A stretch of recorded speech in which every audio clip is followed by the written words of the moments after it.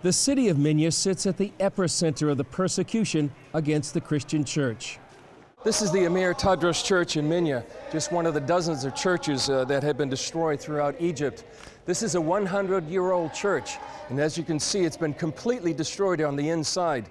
One Egyptian expert said the violence against the churches in Egypt is the worst in nearly 700 years.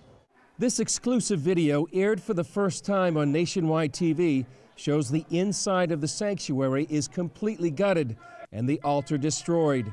Now the church uses this makeshift altar outside, and the pastor explained to us they started holding their services at 6:30 in the morning. Engineers say the church would need to be torn down before it could be rebuilt.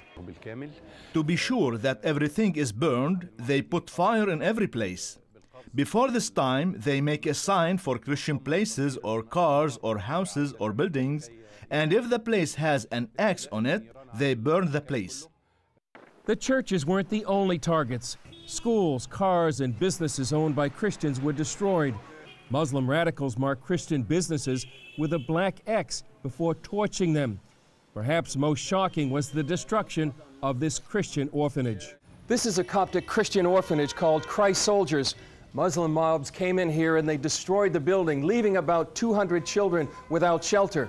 But they wanted to leave a message for the attackers, and they wrote it on the wall outside. And it said, "You meant to hurt us, but we forgive you. God is love. Everything works out for good." They also wrote, "Love your enemies." Evangelical ministries bore the brunt of many attacks. This is what remains of the bookstore in Minya of the Bible Society of Egypt.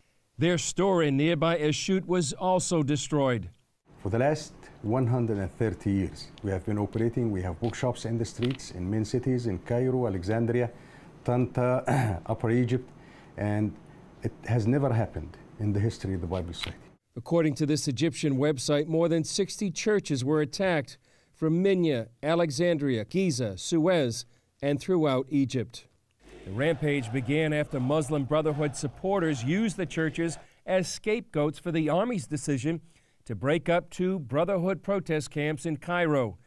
They also blamed the church for participating in the ouster of President Mohamed Morsi.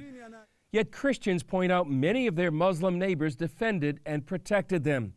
They don't see this as a Muslim against Christian issue, but as the Muslim Brotherhood against the Christians.